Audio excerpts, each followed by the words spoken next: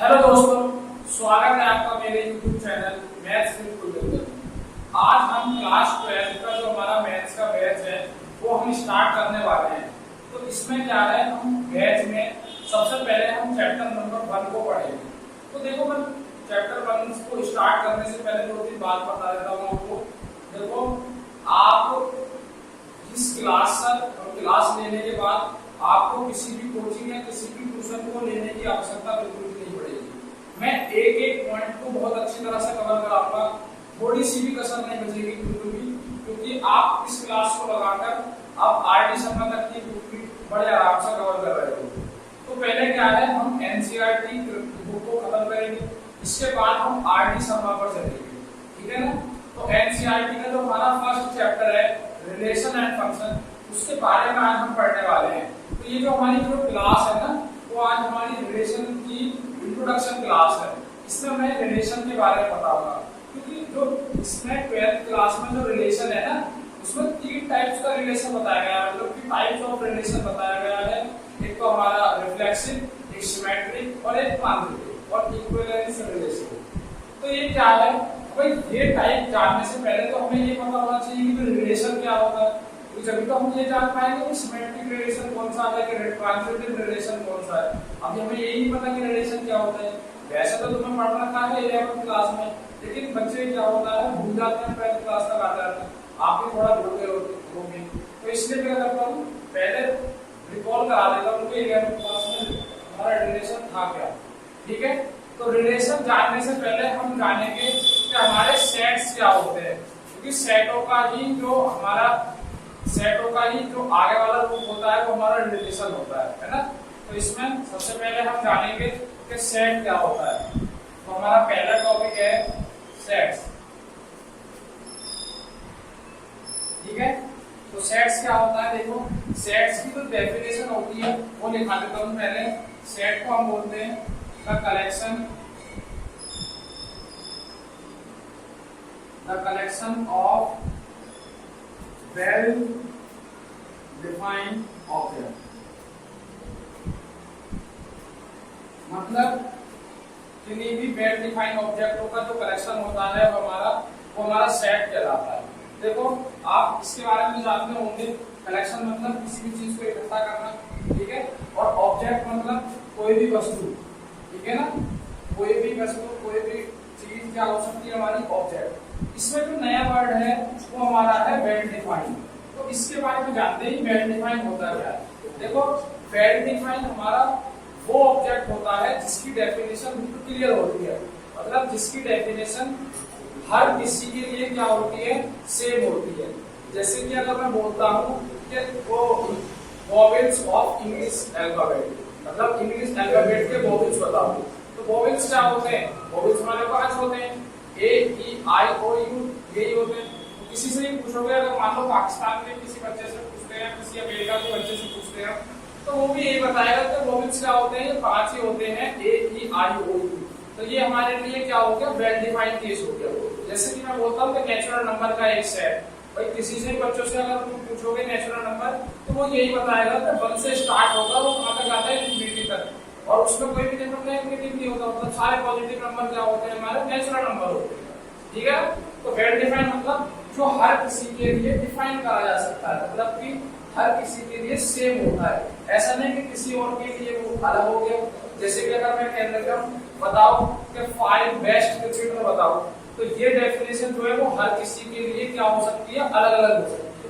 तो किसी को विराट कोहली पसंद है तो वो अपनी टीम में उस 5 में विराट कोहली को शामिल करेगा। किसी को MS धोनी पसंद है तो वो 5 में से उसको MS धोनी में शामिल करेगा। अब जाहिर सी बात है ना, मान लो इंडिया का कोई बच्चा है तो वो अपनी टीम में इंडिया के प्लेयरों को शामिल करेगा। अगर कोई इंग्लैंड का या कोई साउथ अफ्रीका का बंदा है तो वो अपनी टीम में साउथ अफ्रीका के ज्यादा प्लेयरों को शामिल करेगा। तो ये क्या है, ये डेफिनेशन हर किसी के लिए क्या हो गई, अलग अलग होगी। तो इसलिए वेल डिफाइंड का मतलब होता है कि एक वो किसी डेफिनेशन का मतलब हो गया पूरी का कि ऐसे ऑब्जेक्ट का कलेक्शन जो हमारा कैसा होना चाहिए, वेल डिफाइंड, मतलब जो हर किसी के लिए क्या होना चाहिए, सेम होना चाहिए, ठीक है। तो और इसका एग्जांपल देके बताता हूं मैं। जैसे कि एक सेट है हमारे पास, जो मैंने बता रहा था इंग्लिश अल्फाबेट का, ए ई आई ओ यू। देखो इस सेट के बारे में थोड़ी मैं तुम्हें तो जानकारी दे दूं। इसमें क्या है, हम जो कोई भी नंबर होता है वो अल्फाबेट का, जो हम कोई भी अल्फाबेट लिखते हैं तो उसको हम स्मॉल में लिखते हैं, ठीक है ना, कैपिटल में लिखते हैं। और हमेशा वो जो सेट को लिखेंगे तो हम किस में बंद कर देंगे उसको, कर्ली ब्रैकेट में। और जितने भी उसके अंदर एलिमेंट आएंगे उनको हम कॉमा में लगाकर छोड़ देते हैं, ठीक है। लेकिन जो सेट का नाम है वो हम हमेशा कैपिटल लेटर में ही लिखेंगे, capital A set, capital B set, ऐसे करेंगे, ठीक है ना। तो देखो अब सेट को जो रिप्रेजेंट करने के जो फॉर्म होती है ना, वो हमारी दो प्रकार की होती है। मतलब हम उनको कैसे लिख सकते हैं, जो तरीके होते हैं ना हमारे पास, वो दो प्रकार के होते हैं। एक हमारा जो पहला होता है जिसको बोलते हैं फर्स्ट वाले को रोस्टर फॉर्म। क्या बोलते हैं, रोस्टर फॉर्म, या इसका दूसरा नाम भी है टेबुलर फॉर्म, टेबुलर फॉर्म, ठीक है। और जो सेकंड वाला है हमारा उसको बोलते हैं set builder form, set builder form. अब ये क्या चीज है, तो सेट को लिखने के जो तरीके हैं ना उन्हीं को ही हम बोलते हैं फॉर्म्स, है ना। और पहले प्रकार की है हमारी रोस्टर फॉर्म या टेबुलर फॉर्म, और सेकंड टाइप की है हमारी सेट फिल्टर फॉर्म। अब जानते हैं ये रोस्टर फॉर्म क्या होती है। तो रोस्टर फॉर्म वही है जो मैंने ये पहली बार जो लिखा है ना, ये जो सेट लिखा है, इसको ये जो हमने तरीका लिखा है ये हमारा रोस्टर फॉर्म है, मतलब टेबुलर फॉर्म है। इसमें हमने करा क्या है कि इसमें हमने अल्फाबेटों को कॉमा कॉमा लगा के लिख दिया है सब, ठीक है ना।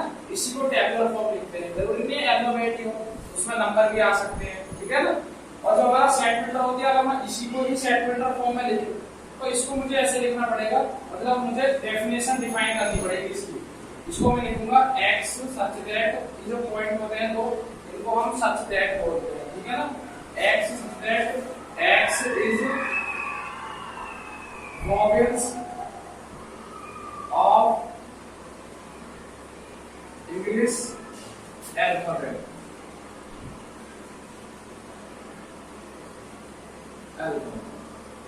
ये जो हमारी जो फॉर्म निकल कर आई है ये हमारी है सेट फिल्टर फॉर्म। क्योंकि इसमें मैंने ना कोई एलिमेंट लिखा ना कोई नंबर लिखा है, बस सिर्फ क्या करा है, x को डिफाइन कर दिया है कि x है क्या, वॉवेल्स है इंग्लिश अल्फाबेट का। तो इसमें क्या है, इसमें हम कोई भी एलिमेंट को नहीं लिखते, बस उसकी एक डेफिनेशन डिफाइन कर देते हैं, जिससे हम पता चल जाता है कि इसके अंदर कितने एलिमेंट है और कौन कौन से एलिमेंट है, ठीक है ना। तो मैंने बताया सेट की डेफिनेशन ये होती है। सेट की दो फॉर्म होती है लिखने की, roster form, set builder form. 11th class में पढ़ चुके होंगे, है ना। और इसको रोस्टर फॉर्म को ऐसे लिखते हैं और सेट फिल्टर फॉर्म को ऐसे लिखते हैं, ठीक है। तो चलते हैं आगे टाइप्स ऑफ सेट पर। तो जो हमारा अगला टॉपिक है, क्योंकि मुझे ज्यादा बताना नहीं है, क्योंकि हमारा काम है कि हमें अभी रिलेशन के 3 टाइप पढ़ने हैं, रिफ्लेक्सिव, सिमेट्रिक और ट्रांजिटिव। तो हमें जल्दी से इन पे आना है। तो इनके आने के लिए जिस चीज की जरूरत पड़ेगी मैं उसको बताता हूँ, चल रहा हूँ। तो पहले मैंने सेट बताया, अब सेट के थोड़े टाइप देख लेते हैं। हाँ, तो हमारा हम क्या पढ़ने वाले हैं, टाइप्स ऑफ सेट्स, सेटों के टाइप। तो इसमें फर्स्ट है हमारा एम्प्टी सेट, एम्प्टी सेट, या इसको बोल देते हैं वॉइड सेट, एम्प्टी सेट या वॉइड सेट, ठीक है। तो एम्प्टी सेट हमारा कौन सा होता है, देखो बहुत आसान है। जिस भी सेट में कोई भी एक एलिमेंट नहीं होता वो हमारा कौन सा होता है, एम्प्टी सेट होता है। तो इसकी डेफिनेशन मैं लिख दूं, a set with no element, एक ऐसा सेट जिसके अंदर कोई भी एलिमेंट ना हो उसको बोलते हैं एम्प्टी सेट। क्योंकि नाम से पता चल रहा है एम्प्टी मतलब खाली, उसके अंदर कोई भी एलिमेंट नहीं होगा।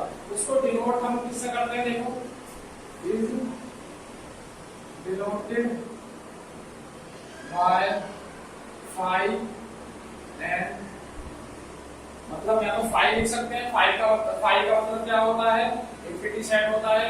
और या तो हम सीधा खाली कर्ली ब्रैकेट लगा सकते हैं, वो भी हमारा क्या होता है, एम्प्टी सेट होता है। अगर एक इसका एग्जांपल लूं तो एक एग्जांपल ये होगा हमारा x सब्जेक्ट, x की जो वैल्यू है वो 9 से बड़ी है और 10 से छोटी है। और जबकि x जो है वो बिलोंग कर रहा है किसको, नेचुरल नंबर को। या इसको हम सीधा लिख भी सकते हैं करके, x इज नेचुरल नंबर। तो देखना ये मैंने एक सेट डिफाइन करा है, अब इसमें ढूंढते कोई एलिमेंट है या नहीं है। ये कह रहा है x की जो वैल्यू है वो 9 से बड़ी है और 10 से क्या है, छोटी है। लेकिन उसने बोला है कि x एक नेचुरल नंबर है, तो क्या 9 से ज्यादा और 10 से छोटा कोई नेचुरल नंबर होता है? क्योंकि 9 और 10 के बीच में बहुत सारे रेशनल नंबर और इरेशनल नंबर तो होते हैं, लेकिन कोई भी नेचुरल नंबर नहीं होता, क्योंकि 9 के बाद जो अगला नेचुरल नंबर होता है वो हमारा 10 होता है। लेकिन ये तो बीच में कह रहा है कि 9 से बड़ा होना चाहिए और 10 से छोटा होना चाहिए, तो ऐसा तो कोई नंबर होता ही नहीं है। तो ये जो हमारा जो सेट है वो कौन सा सेट हो जाएगा, इंफिनिटी सेट। ये हमारा है इंफिनिटी सेट, ठीक है ना। तो समझ में आ गया इंफिनिटी सेट। इंफिनिटी सेट कौन सा होता है हमारा, जिसमें कोई भी सेट वो कोई भी एलिमेंट नहीं होता। जिस सेट में कोई भी एलिमेंट नहीं होता उसको हम इंफिनिटी सेट कहते हैं। करते हैं अपने नेक्स्ट टाइप पर, universal set. Universal set next है हमारा यूनिवर्सल सेट। देखो यूनिवर्सल सेट क्या होता है, तो पहले बता देता हूं मैं। यूनिवर्सल सेट वो सेट होता है, हम जिस कॉन्टेक्स्ट में बात कर रहे हैं उसका जो पॉसिबल सबसे बड़ा सेट होगा उसको हम बोलते हैं यूनिवर्सल सेट। जैसे कि अगर मैं बात करूं तो एक राइट एंगल ट्राइंगल है, तो राइट एंगल ट्राइंगल का जो यूनिवर्सल सेट होगा वो क्या होगा, कि सेट ऑफ ऑल ट्राइंगल्स, मतलब सभी ट्राइंगलों का एक सेट हो जाएगा यूनिवर्सल सेट। क्यों? उसमें सारे ट्राइंगल आ जाएंगे, उसमें हमारा राइट एंगल ट्राइंगल भी आ जाएगा, उसमें हमारा आइसोसेलेस ट्राइंगल भी आ जाएगा, उसमें हमारा इक्विलेटरल ट्राइंगल भी आ जाएगा। तो हम जिस कॉन्टेक्स्ट में बात कर रहे हैं उसका जो पॉसिबल बड़ा सेट होता है उसको हम बोलते हैं यूनिवर्सल सेट। अगर इसकी डेफिनेशन चाहिए तो मैं लिखवा देता हूं कि in a particular context, in a particular context containing all the element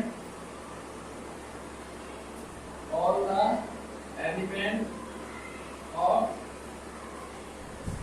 given set। तो जो भी हमें सेट दे रखा है उसका जो उसके सारे एलिमेंट जो कंटेन करेगा, मतलब उस कॉन्टेक्स्ट में जो सबसे बड़ा सेट होगा उसको क्या बोलते हैं, यूनिवर्सल सेट बोलते हैं। तो जो मैंने बताया पहले इंफिनिटी सेट और फिर हमारा यूनिवर्सल सेट। वैसे तो हमारे फाइनाइट सेट भी होते हैं, इनफाइनाइट सेट भी होता है, लेकिन उसका हमें काम नहीं है, वो हमारा रिलेशन से रिलेट नहीं है। तो मैं जो चीज पढ़ाऊंगा यहाँ वो रिलेशन से रिलेट करेगी, वो ये चीज पढ़ाऊंगा।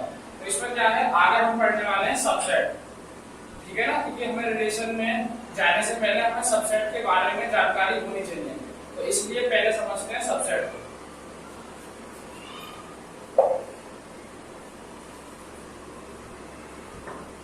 अब हम पढ़ने वाले हैं subset.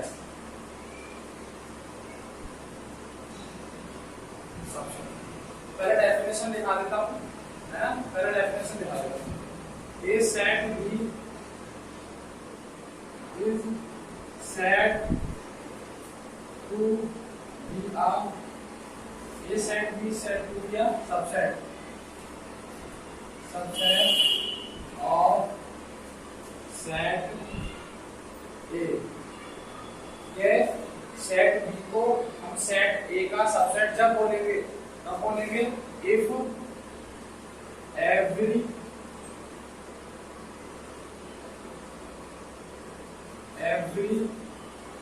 element of set B is also a element of set A। ये क्या हो रहा है कि सेट B को हम सेट A का सबसेट जब बोलेंगे जब सेट B के सारे एलिमेंट सेट A में होने चाहिए। फॉर एग्जांपल मैंने बोला कि भाई A सेट है हमारा जिसमें एलिमेंट है 1 2 3 4 5, ठीक है, और B जो हमारा सेट है वो है 2 3 4। तो इसके सारे एलिमेंट इसमें हैं, तो इस वाले को जो B है हमारा इसको क्या बोलेंगे, सबसेट बोलेंगे, किसका, A का सबसेट बोलेंगे, क्योंकि B के सारे एलिमेंट किस में लाई कर रहे हैं, हमारे A में। अब ये क्या होता है, हम इसको दूसरी लैंग्वेज में ये बोल सकते हैं कि हमने किसी एक सेट से कुछ एलिमेंट उठाए और एक नया सेट बना दिया। अब जरूरी नहीं है कि हम कम ही एलिमेंट उठा सकते हैं, ऐसा नहीं हो सकता है पूरा सेट उठाकर एक नया सेट बना दूं, तो ये जब भी क्या होगा, इसका सबसेट होगा। क्योंकि जब दो सेट एक दूसरे के बराबर होते हैं तो वो एक दूसरे के सबसेट होते हैं। बी ए का सबसेट होता है और ए बी का सबसेट होता है। जरूरी नहीं है हम कम ही एलिमेंट उठा सकते हैं, पूरा का पूरा सेट को उठाकर रख सकते हैं, ठीक है ना। तो सबसेट का मतलब समझ में आया कि जब क्या हो, हम कुछ एलिमेंट उठाकर एक नया सेट बना लें, तो छोटा वाला जो हमारा सेट होगा वो हमारे बड़े वाले सेट का क्या होता है, सबसेट। वैसे तो ये हमारी आम बोलचाल में है, लेकिन जो टेक्निकल लैंग्वेज है वो हमारी ये है कि बी को हम ए का सबसेट जब बोलेंगे जब बी के सभी एलिमेंट किसमें होंगे, ए में होंगे। तो इसके सारे के सारे एलिमेंट ए में हैं, तो इसलिए हम बी को क्या बोल रहे हैं, सबसेट बोल रहे हैं, किसका, ए का, ठीक है। आगे चलते हैं ऑर्डर स्क्वायर में। तो आप वीडियो बीच बीच में पॉज कर इस सब को नोट कर सकते हैं, कॉपी पेन लेकर बैठे तो सारा समझ में आएगा, ठीक है ना।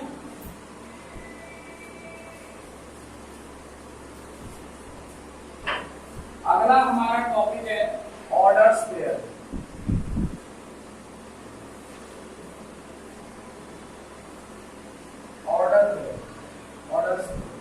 ये क्या होता है, देखिए ऑर्डर स्क्वायर, क्योंकि इसकी हमें जरूरत पड़ेगी रिलेशन बनाने में, क्योंकि बिना ऑर्डर स्क्वायर के तो हम रिलेशन बना ही नहीं सकते। देखो आपने 10th क्लास में कोऑर्डिनेट ज्योमेट्री जो हमारा चैप्टर होता है उसमें आपने क्या कोई भी पॉइंट प्लॉट करा होगा, ठीक है ना। जैसे मान लीजिए कोई पॉइंट है 1, 2, अगर मैं इसको प्लॉट करूं तो 1, 2, 3, 4, इधर 1, 2, 3, 4। अगर हम इसको बनाएं तो हमारा x पर 1 डिस्टेंस और y पर 2 डिस्टेंस, तो ये पॉइंट यहाँ आएगा। इस पॉइंट का नाम है 1, 2, ठीक है। अब मैं क्या कर देता हूँ, इसको ऑर्डर को इधर कर देता हूँ, मतलब चेंज कर देता हूँ, इंटरचेंज। तो 2, 1 कर दिया मैंने। तो अब x पर डिस्टेंस हो गई ये वो 2 और y पर डिस्टेंस 1। तो अब हमारा पॉइंट हो गया 2, 1। तो ये क्या है कि जब हम उसके ऑर्डर को क्या कर देते हैं, हम उसके ऑर्डर को इंटरचेंज कर देते हैं, तो वो दो अलग अलग पॉइंट को दर्शाता है, ना कि सेम पॉइंट को, दो अलग अलग पॉइंट को दर्शाता है। तो इसको बोलते हैं कि जो उसका ऑर्डर है ना वो सिग्निफिकेंट हो गया। सिग्निफिकेंट का मतलब होता है कि अगर हम उसके ऑर्डर को चेंज कर दें तो वो पॉइंट भी अलग हो जाएगा, ठीक है ना। क्योंकि दो पॉइंट किसी भी, वो दो कोऑर्डिनेट किसी भी एक पॉइंट को नहीं दर्शा सकते कभी भी, क्योंकि उसका ऑर्डर चेंज करते ही पॉइंट भी क्या हो जाता है, बदल जाता है। तो ऑर्डर स्क्वायर भी हमारे वही होते हैं जिनका ऑर्डर क्या होता है, सिग्निफिकेंट होता है। तो इसकी जो डेफिनेशन है, डेफिनेशन दिखा देता हूं मैं।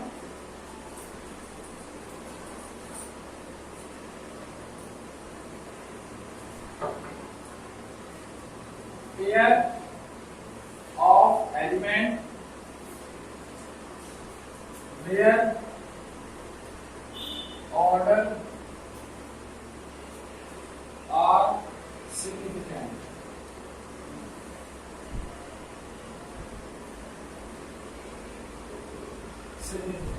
तो ये क्या है, पेयर ऑफ एलिमेंट, मतलब एलिमेंटों का पेयर होना चाहिए, मतलब कि दो एलिमेंट होने चाहिए और जिनका ऑर्डर क्या होता है, सिग्निफिकेंट होता है, वो हमारे ऑर्डर पेयर होते हैं। ऑर्डर पेयर देखो देखा भी होगा 11th क्लास में, ऐसे करके कोई ए है, सेट द 1, 2, 1, 3 और 2, 1 ऐसे लिखे होंगे, ठीक है ना। ये हमारा जो हमारे ये लिखे होते हैं ये सब ऑर्डर पेयर होते हैं, ठीक है ना। अब देखना, अब एक क्वेश्चन होता है इसमें, एक रूल होता है। रूल क्या होता है, जब दो ऑर्डर पेयर एक दूसरे के इक्वल होते हैं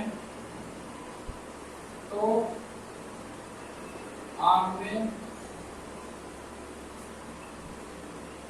आमने सामने वाली एलिमेंट भी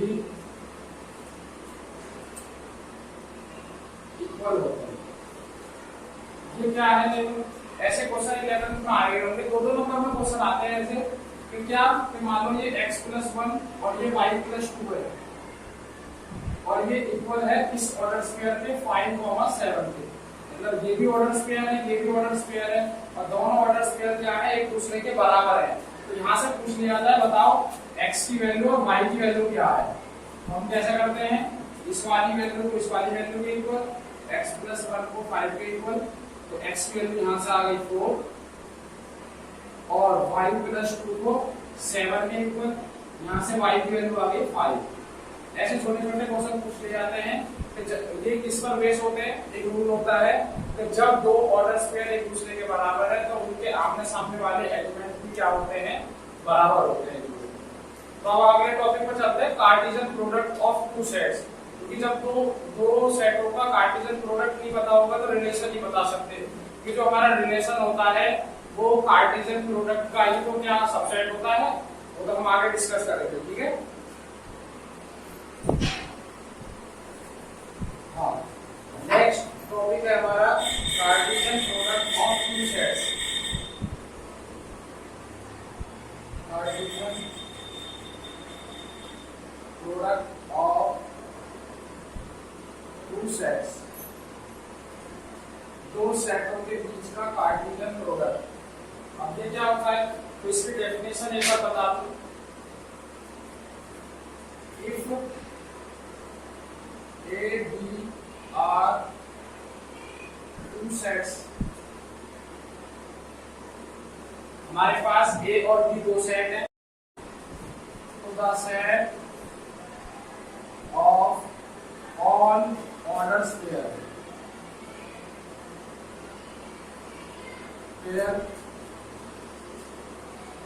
orders pair is called Cartesian product of two sets. मतलब दो सेट है हमारे पास ए और बी, तो उनके जो सारे ऑर्डर्स पेयरों का जो सेट होता है उसको बोलते हैं कार्टेशियन प्रोडक्ट, दो सेटों के बीच का कार्टेशियन प्रोडक्ट। देखो इसको हम ऐसे लिखते हैं, ए कोमा बी में वेयर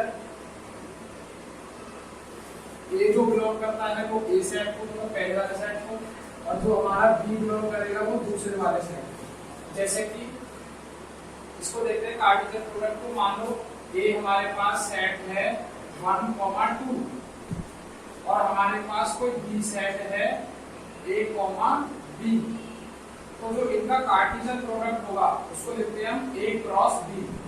कार्टेशियन प्रोडक्ट को लिखते हैं हमेशा a क्रॉस b।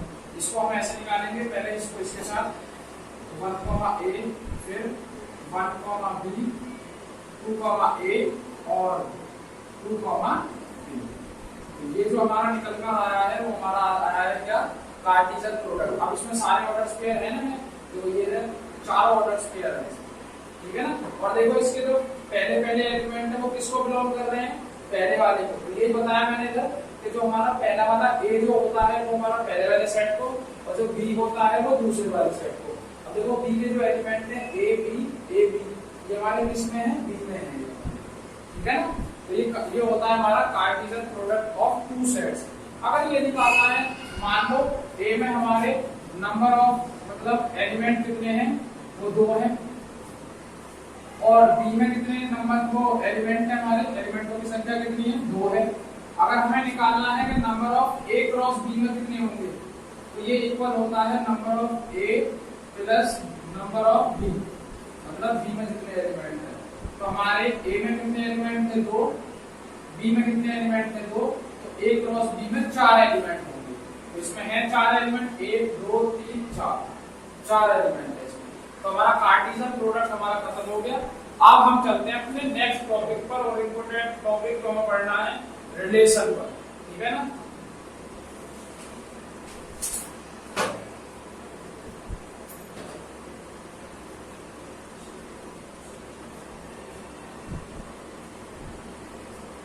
नेक्स्ट हमारा टॉपिक है relation.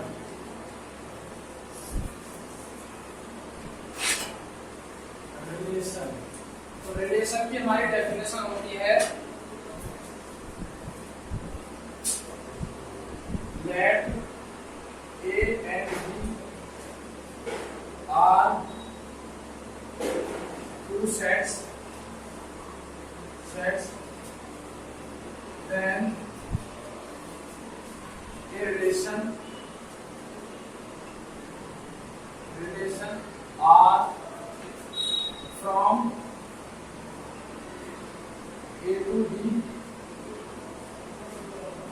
Is subset of A cross B. इसका क्या मतलब है, मान लो हमारे पास कोई दो सेट है ए और B, let A and B are two sets, हमारे पास दो सेट है ए और B, then A relation R from A to B, मतलब कि ए का जो बी के साथ रिलेशन होगा वो क्या होगा, is subset of A cross B. वो क्या होता है, ए क्रॉस बी का क्या होता है, हमारे पास सबसेट होता है। तो इसीलिए मैंने अभी पहले ए क्रॉस बी बताया था, और हमें बताया कि भाई ए क्रॉस बी किससे बनता है, ऑर्डर स्क्वायर से, इसलिए मैंने पहले ऑर्डर स्क्वायर बताया। तो इसलिए कड़ी से कड़ी जोड़िए, पहले ऑर्डर स्क्वायर बताया, फिर उसके बाद हमने कार्टेशियन प्रोडक्ट पढ़ा। अब जब तक हमें कार्टेशियन प्रोडक्ट नहीं पता होगा, मतलब ए क्रॉस बी नहीं पता होगा, तो हम कैसे पता लगा सकते हैं कि हमारा रिलेशन क्या होता है, क्योंकि रिलेशन तो ए क्रॉस बी का क्या होता है, सबसेट होता है हमारा, है ना। ए क्रॉस बी का क्या होता है, हमारा सबसेट होता है। तो और ये ना कंडीशन पर डिपेंड करता है, जैसे कि मान लो मैंने कहा कि भाई मेरे पास ए कोई सेट है जिसमें एलिमेंट है 1 2 3, और बी एलिमेंट है, वो सेट है सॉरी जिसमें एलिमेंट है 1 2 3 4 5, ये कोई सेट है। और मैंने बोला कि एक कोई आर रिलेशन है मेरे पास, जो ये है कि भाई ए कॉमा बी सच दैट जो हमारा बी है वो a प्लस 2 के बराबर है, ठीक है। ये रिलेशन बताना है हमें, तो कैसा बता पाएंगे, देखो कैसा आएगा, देखो पहला एलिमेंट हमारा 1 है a में, तो यहाँ हम a की वैल्यू कितनी रख लेंगे 1, तो कितना आ जाएगा, b की वैल्यू 3, तो पहला हमारा आ गया 1 ये आ गया, ठीक है। जैसे हम इसमें 2 रखेंगे, अगला एलिमेंट 2 रखेंगे तो कितना हो जाएगा, ये 4, तो अगला एलिमेंट कौन सा आ गया, 4 आ गया हमारा, मतलब 2 4 आ गया, ठीक है। फिर नेक्स्ट एलिमेंट रखेंगे इसमें 3, तो कितना हो जाएगा 3 5, ठीक है। फिर उसके बाद हम वैल्यू रख ही नहीं सकते कि ए में कितने एलिमेंट है, 3 एलिमेंट है। मान लो मैं इसमें एक और एलिमेंट ऐड कर देता हूँ, भाई मैंने 4 कर दिया, इसमें 4 एलिमेंट हो गए, तो एक और वैल्यू रखनी पड़ेगी हमें। लेकिन जैसे ही मैं इसमें 4 रखूंगा, 4 और 2 कितना हो जाएगा 6, और 6 तो इसमें है ही, तो हमें रिलेशन ही रोकना पड़ेगा। तो हमारे रिलेशन में कितने कार्टेशियन प्रोडक्ट है, ये क्या है, अगर हमें इनका टोटल कार्टेशियन प्रोडक्ट निकालें तो ये बहुत बड़ा आएगा, क्योंकि मैंने अभी फॉर्मूला बताया था कितने एलिमेंट होते हैं, कि भाई जो नंबर ऑफ ए एलिमेंट है, जो नंबर ऑफ बी एलिमेंट है, उनके आपस में इंटू करो, वो हमारा ए क्रॉस बी के एलिमेंटों की संख्या आ जाती है। तो इसमें 4 एलिमेंट है, इसमें 5 एलिमेंट है, 20 एलिमेंट होंगे टोटल ए क्रॉस बी में, लेकिन यहाँ कितने एलिमेंट है, सिर्फ 3, तो ये क्या होगा, सबसेट होगा ना इसका, ए क्रॉस बी का। और वो हमारी डेफिनेशन बता रही है कि अगर कोई दो सेट है हमारे ए और बी, तो जो हमारा रिलेशन होता है ए टू बी में, तो वो हमारा क्या होता है, वो सबसेट होता है किसका, ए क्रॉस बी का, ठीक है। तो समझ में आया रिलेशन क्या होता है, रिलेशन बेसिकली हमारा कार्टेशियन प्रोडक्ट का क्या होता है, सबसेट होता है। उसके कुछ एलिमेंट इसके अंदर होते हैं, ऐसा भी हो जाता है कि कभी कार्टेशियन प्रोडक्ट के सभी एलिमेंट इसके अंदर हो सकते हैं, तो वो डिपेंड करता है हमारे रिलेशन पर, ठीक है ना। अब अगला टॉपिक है, छोटे छोटे 2 टॉपिक है इसके, क्या, एक तो डोमेन और एक रेंज। तो इसकी डेफिनेशन लिखवाने का भी कोई मतलब नहीं है, वैसे बस ऐसे बता दूंगा, ऐसे समझ आ जाएगा। जो भी रिलेशन के हमारे फर्स्ट एलिमेंट होते हैं, यहाँ कोऑर्डिनेट होते हैं, उनको हम बोलते हैं डोमेन। क्या बोलते हैं, डोमेन। और जो भी हमारे वो रिलेशन के लास्ट वाले जो एलिमेंट होते हैं, वो हमारा क्या होता है, वो हमारा होता है क्या, रेंज। वो हमारा रेंज कहलाता है, ठीक है ना, वो हमारा रेंज कहलाता है। तो देखो एक बार देखते हैं भाई, जैसे मान लो इसमें हमारा क्या है 1 2 और 3, तो हमारा डोमेन का सेट हो जाएगा 1 2 और 3, मतलब जो आगे वाले हमारे नंबर हैं उनका सेट क्या हो जाता है, हमारा डोमेन। रेंज क्या हो जाता है, जो पीछे वाले, मतलब जो लास्ट नंबर है, लास्ट कोऑर्डिनेट है इसके रिलेशन के, वो हमारा क्या हो जाता है, वो हमारा हो जाता है रेंज, मतलब 3 4 5, ये हमारा हो गया रेंज, ठीक है। तो डोमेन क्या होता है, जो हमारे फर्स्ट एलिमेंट या फर्स्ट कोऑर्डिनेट बोलते हैं जिन्हें, वो हमारे डोमेन होते हैं, और जो हमारे लास्ट पॉइंट्स या लास्ट जो कोऑर्डिनेट होते हैं हमारे, वो हमारे क्या होते हैं, रेंज होते हैं।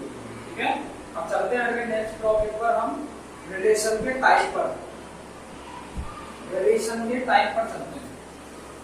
हाँ, नेक्स्ट टॉपिक है हमारा टाइप्स ऑफ रिलेशन।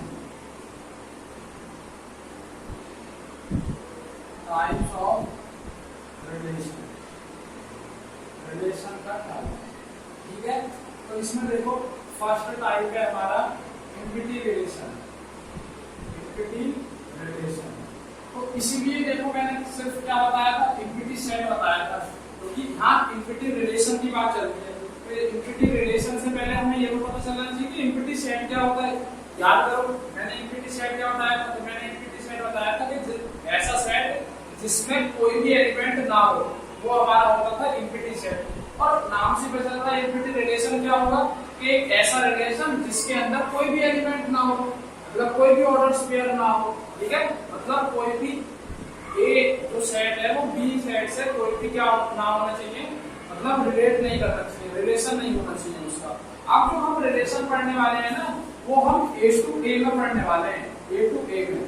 जैसे हमने अभी पीछे वाला जो एग्जांपल मैंने दिया था, उसमें हम रिलेशन क्या किसमें पढ़ रहे थे, ए से बी में। अब जो हमारे सारे जो हमारे टाइप्स हैं, उसमें हम पढ़ेंगे रिलेशन ए टू ए में ही, जिस सेट जो सेट है उस सेट का उसी के साथ रिलेशन हम पढ़ने वाले हैं। ठीक है, तो इम्पिटी रिलेशन होता है हमारा, डेफिनेशन होती है, if no element of set A is related to itself, मतलब element of A, if no element of set A is related to set A, मतलब अगर सेट A का कोई भी एलिमेंट सेट A के ही एलिमेंट से रिलेट ना करे, तो उसको बोलते हैं हम इम्पिटी रिलेशन। ठीक है ना, क्योंकि मैंने बताया था कि हम क्या कर रहे हैं, अब रिलेशन को A से A में ही डिफाइन कर रहे हैं। तो अगर कोई भी एलिमेंट उसी के एलिमेंट के साथ रिलेट ना करे, मतलब उसके अंदर कोई भी एलिमेंट ना हो, तो उसको बोलते हैं हम इम्पिटी रिलेशन। जैसे कि एग्जांपल देखो, मैंने बोला कि एक कोई सेट है हमारे पास 1 2 3 4 5, ठीक है ना, और मैंने कहा कि रिलेशन हमारा ऐसे डिफाइन कर रखा है कि रिलेशन हमारा है A cross B such that जो इन दोनों का डिफरेंस है वो हमारा 12 के बराबर है। ये हमारा एग्जांपल है, कि a माइनस b, मतलब दो नंबरों का जो डिफरेंस है ना, वो हमारा इक्वल है किसके, 12 के। अब तुम ये बताओ कि मैं किसी भी दो नंबर का डिफरेंस लूं, देखो इसका डिफरेंस करो कितना आएगा, 1 ही आएगा।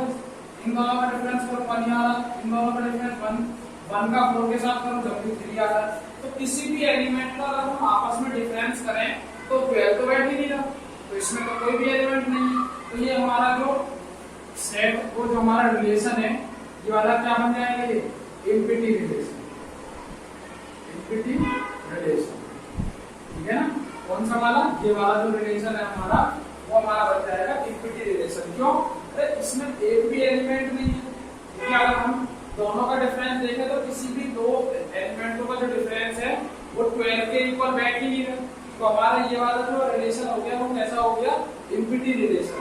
अब यूनिवर्सल रिलेशन पढ़ते हैं। यूनिवर्सल रिलेशन क्या होता है, एक मिनट। अब हमारा नेक्स्ट टाइप है universal relation. Universal relation, universal relation क्या होता है, देखो डेफिनेशन बताता हूं मैंने। A relation, a relation R is called a universal relation. Universal relation if each element of A is related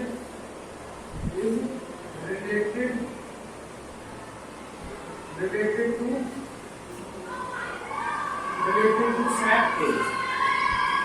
इसका मतलब है कि हम रिलेशन आर को यूनिवर्सल रिलेशन जब बोलेंगे कब, जब if each element of A is related to set A, मतलब ए का सारे एलिमेंट का वो सारे एलिमेंट जो हैं वो एक दूसरे के साथ रिलेट करेंगे, मतलब सारे के सारे एलिमेंटों का रिलेशन बन जाएगा, तो वो हमारा हो जाएगा क्या, यूनिवर्सल रिलेशन।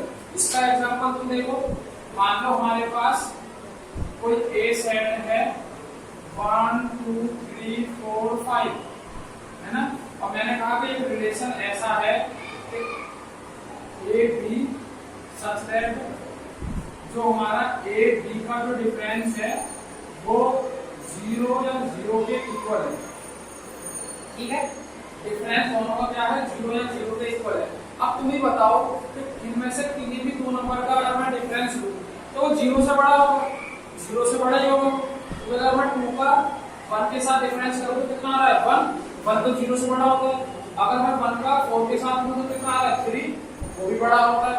तो हम किसी भी एलिमेंट के साथ डिफरेंस करें ना तो वो तो 0 से बड़ा ही आ रहा है, तो मतलब हम ये कह सकते हैं कि सारे एलिमेंट एक दूसरे से क्या कर रहे हैं, रिलेट कर रहे हैं। तो ये जो हमारा रिलेशन है वो कैसा हो गया, इस वाले रिलेशन को बोलेंगे हम कैसा हो गया, ये यूनिवर्सल रिलेशन हो गया, ठीक है ना, यूनिवर्सल रिलेशन। अब आगे चलते हैं हम, देखो एक हम मोस्ट इंपोर्टेंट नोट डलवा देता हूं मैं, नोट करके मोस्ट इंपोर्टेंट चीज है, देखो ये जो हमारी इम्पिटी रिलेशन है, इम्पिटी रिलेशन को सबसे छोटा और जो हमारा यूनिवर्सल रिलेशन है, यूनिवर्सल रिलेशन को सबसे बड़ा रिलेशन कहते हैं, बड़ा रिलेशन कहते हैं, होता है, रिलेशन होता है, मतलब इम्पिटी रिलेशन हमारा सबसे छोटा रिलेशन और जो यूनिवर्सल रिलेशन है वो हमारा सबसे बड़ा रिलेशन होता है। इसलिए हम कभी कभी इसको इन दोनों को ही, इम्पिटी रिलेशन को भी और यूनिवर्सल रिलेशन को भी हम ट्राइवियल रिलेशन कह देते हैं। क्या कह देते हैं, ट्राइवियल रिलेशन। ट्राइवियल रिलेशन कौन से होते हैं, इम्पिटी रिलेशन और यूनिवर्सल रिलेशन। आगे चलते हैं और टाइप पढ़ते हैं। अब हमारा मोस्ट इंपोर्टेंट हमारा जो टाइप है वो तीसरा आइडेंटिटी रिलेशन। आइडेंटिटी रिलेशन, इसकी डेफिनेशन लिखवाऊंगा पहले या फिर पहले बताऊं, ऐसा करता हूं, पहले बता देता हूं, ठीक है ना। मान लो हमारे पास कोई ए सेट है जिसके अंदर एलिमेंट है 1 2 और 3। अब मैं रिलेशन इसका बनाऊं तो आइडेंटिटी रिलेशन जब होगा जब 1 से रिलेट हो, 2 का रिलेशन 2 के साथ ही हो और 3 का 3 के साथ हो सिर्फ, बस ये होता है हमारा आइडेंटिटी रिलेशन। इसको बोलते हैं कौन सा रिलेशन, आइडेंटिटी रिलेशन। अब इसकी डेफिनेशन पढ़ते हैं, पहले हमने जान लिया कि आइडेंटिटी रिलेशन होता क्या, ठीक है।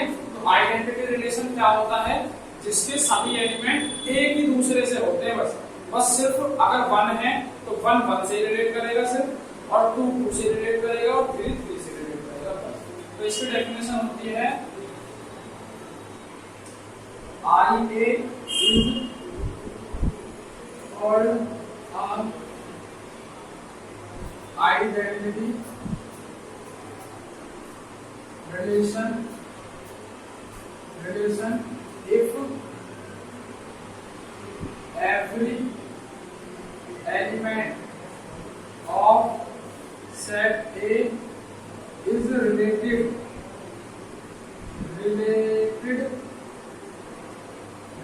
to itself only।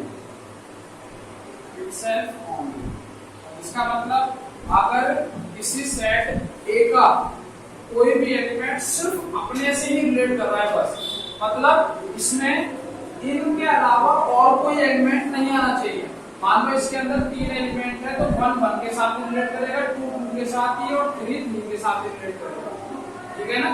तो जब हमारा कोई एलिमेंट अपने ही एलिमेंट के साथ रिलेट करता है तो उसको बोलते हैं आइडेंटिटी रिलेशन, मतलब आई का मतलब है आइडेंटिटी रिलेशन। तो IA is called a identity relation if every element of set A is related to itself only। बस ये वर्ड जो है ना, ये वाला जो वर्ड है लास्ट वाला, ये मोस्ट इंपोर्टेंट है। इसका मतलब itself only, बस सिर्फ अपने से ही रिलेट करना चाहिए बस, और किसी एलिमेंट के साथ रिलेट नहीं होना चाहिए। नेक्स्ट टाइप पर चलते हैं रिफ्लेक्सिव पर।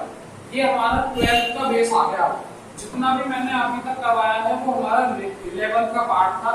मैंने थोड़ा थोड़ा जल्दी करके मैंने क्या करा, उसका रिवीजन कराया है। अब हमारे 3 टाइप के रिलेशन रह गए, रिफ्लेक्सिव, सिमेट्रिक और ट्रांजिटिव, जो हमारा 12th में।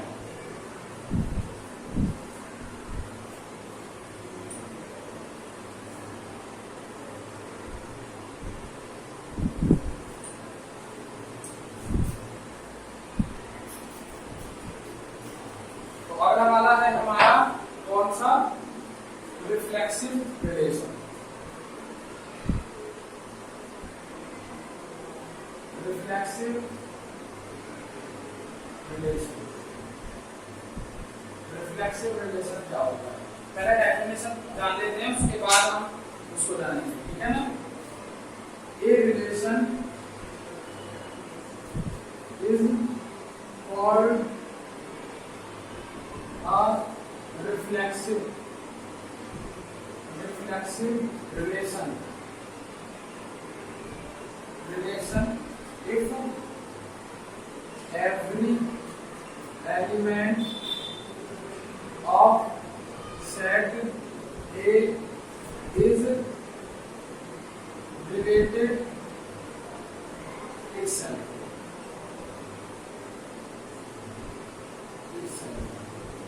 ठीक है, मतलब जब हम रिलेशन को रिफ्लेक्सिव रिलेशन जब बोलेंगे, जब उस सेट का एलिमेंट अपने आप से ही रिलेट हो, सेट मतलब अपने आप से ही रिलेट हो। जैसे कि मान लो फॉर एग्जांपल मैं सेट लिया A 1 2 3 4, इसके अंदर 4 एलिमेंट है। तो अगर ये रिफ्लेक्सिव रिलेशन है ना, तो इसके अंदर ये एलिमेंट हो सकते हैं। जैसे मान लो 1 1 2 2 3 3 और 4 4 और 1 4 मान लो, 2 3 मान लो। ये जो हमारा जो रिलेशन है वो हमारा रिफ्लेक्सिव होगा। अब तुम ये बताओ कि मैंने आइडेंटिटी रिलेशन बताया था, वो भी ये बताया था कि जो अपने आप से ही रिलेट करे बस सिर्फ, और जो रिफ्लेक्सिव बता रहा हूँ वो भी सेम ही है। लेकिन इसमें थोड़ा सा अंतर है, इसमें बच्चे बहुत ज्यादा कंफ्यूजन होते हैं दोनों में, आइडेंटिटी रिलेशन में और रिफ्लेक्सिव रिलेशन में। तो आइडेंटिटी रिलेशन और रिफ्लेक्सिव रिलेशन का जो अंतर है ना वो ये है, आइडेंटिटी में सिर्फ अपने एलिमेंट सिर्फ अपने से ही रिलेट होंगे, इसमें अपने एलिमेंट अपने से ही रिलेट तो होंगे, लेकिन कुछ फालतू एलिमेंट भी आ सकते हैं, क्योंकि 1 4 से हो रहा है, क्योंकि 1 1 से थोड़े 1 तो 4 से हो रहा है, तो इसमें कुछ फालतू के एलिमेंट भी आ सकते हैं। रिफ्लेक्सिव एलिमेंट वो होता है जिसमें, अब देखो मैंने आइडेंटिटी रिलेशन में यहाँ लिखवाया था ओनली, मैंने वहां डार्क में करा था, वो मैंने बताया था इटसेल्फ ओनली, बस सिर्फ अपने आप से ही रिलेट करेंगे। लेकिन रिफ्लेक्सिव में अपने आप से तो करेंगे, लेकिन उसके अलावा एक दो एलिमेंटों से और से भी कर सकते हैं। तो रिफ्लेक्सिव समझ में आया। रिफ्लेक्सिव हमारा वो होता है जिसमें अपने आप से तो रिलेट करते हैं, उसके बाद किसी और एलिमेंटों के साथ 2 या 3 के साथ हम और रिलेशन बना सकते हैं, ठीक है। अब चलते हैं अपने अगले टाइप पर, सिमेट्रिक रिलेशन पर। हमारा नेक्स्ट टाइप है सिमेट्रिक रिलेशन। अब देखो सिमेट्रिक रिलेशन कौन सा होता है, तो देखो इसका डेफिनेशन लिखा देता हूं पहले कि a relation is called symmetric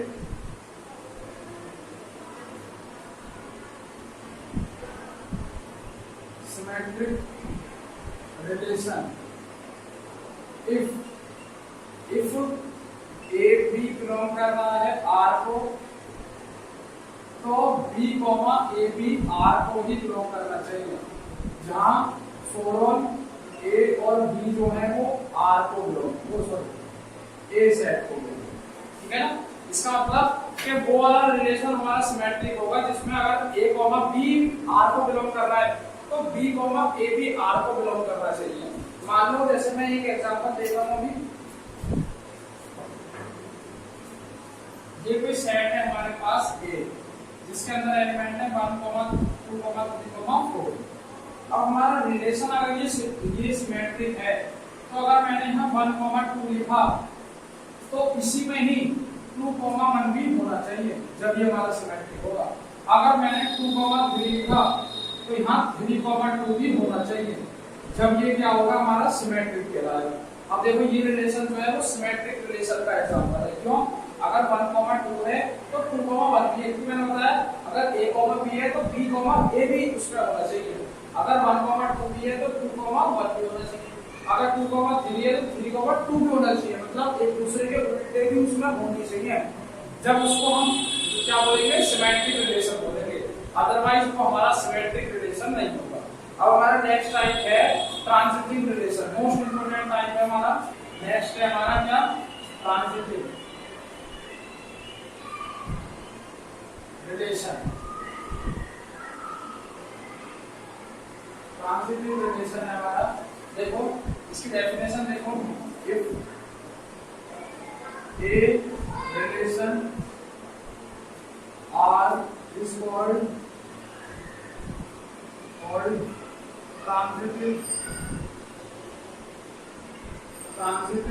relation if, इसका मतलब ये है, देखो अगर a, b r को बिलोंग कर रहा है और b, c r को बिलोंग कर रहा है तो a, c भी r को बिलोंग करना चाहिए। और जहां फोरन a, b, c जो है हमारे वो a के एलिमेंट होने चाहिए। इसका मतलब क्या है, अगर मान लो a भी r को बिलोंग कर रहा है और b, c r को बिलोंग कर रहा है तो a, c भी r को बिलोंग करना चाहिए। इसमें अभी समझ नहीं आया होगा, देखो एग्जांपल दे रहा हूं।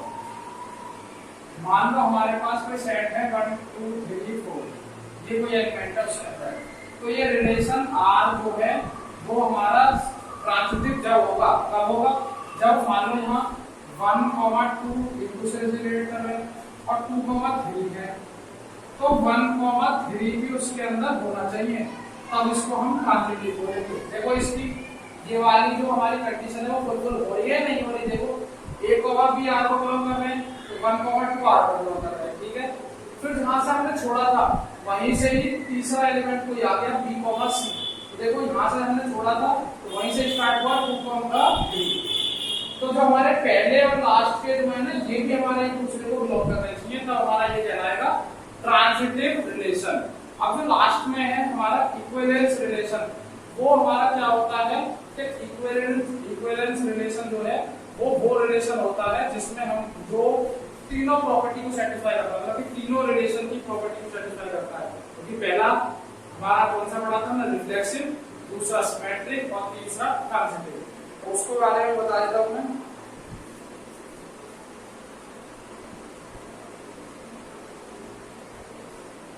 इक्विवेलेंस रिलेशन, ठीक है,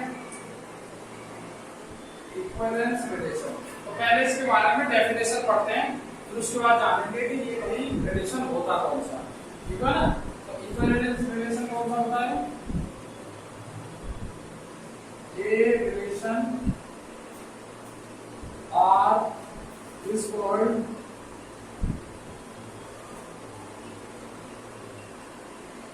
इक्विवेलेंस रिलेशन इफ हम किसी रिलेशन को इक्विवेलेंस रिलेशन जब बोलेंगे जब वो रिफ्लेक्सिव भी हो और सेकंड सिमेट्रिक भी हो, कंडीशन मैंने पीछे लिखवानी है सारी, थर्ड वाला वो ट्रांजिटिव भी हो, ठीक है। तो हमारा इक्विवेलेंस रिलेशन वो होता है जो तीनों रिलेशन की कंडीशन को सेटिस्फाई करता है, मतलब वो हमारा रिफ्लेक्सिव भी हो, हमारा सिमेट्रिक भी हो और हमारा ट्रांजिटिव भी हो, उसको हम बोलते हैं कौन सा रिलेशन, इक्विवेलेंस रिलेशन। तो ये जो हमारे जो चार टाइप के जो लास्ट के जो थे ना, वो हमारा 12th का पार्ट था, है ना, जैसे कि reflexive relation, symmetric relation, transitive relation और इक्विवेलेंस रिलेशन। ये हमारा हम 12th में पढ़ने वाले हैं इनके बारे में। तो मैंने इनके बारे में बता दिया है तुम्हें, रिफ्लेक्सिव कौन सा होता है, सिमेट्रिक कौन सा होता है और ट्रांजिटिव कौन सा होता है, ठीक है ना। तो इससे हम नेक्स्ट वाली क्लास में उससे 1.1 को एक्सरसाइज को हम स्टार्ट करेंगे। और अगर आपको ये वीडियो अच्छी लगी तो आप वो शेयर करें, क्योंकि जितने भी बच्चे हैं आप जोड़ें उनको और बताएं कितना अच्छा पढ़ा रहे हैं। और आगे ऐसी ही वीडियो लाने का मैं कोशिश करूंगा। अगली जो वीडियो है हमारी वो एक्सरसाइज 1.1 को हम खत्म कर रहे होंगे उसमें। तो देखो, अगर आपको यहाँ पढ़ रहे हो तो आपको कोई भी कोचिंग या कोई भी ट्यूशन लगाने की इतनी सी भी जरूरत नहीं है। बस बशर्ते ये है कि बस आप कॉपी या पेन लेकर बैठे और दो बार या 3 बार उस क्लास का रिवीजन करें, तो आपको किसी भी चीज की जरूरत नहीं पड़ेगी।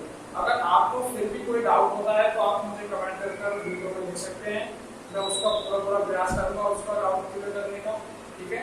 या फिर मुझे आप इंस्टाग्राम में भी फॉलो कर सकते हैं, यहाँ कोई इंस्टाग्राम हैंडल आ रहा होगा मेरा, उस पर जाकर मुझे सीधा डीएम कर सकते हैं और मैं उस क्वेश्चन का तुम्हें आंसर निकाल कर दे सकता हूँ, ठीक है।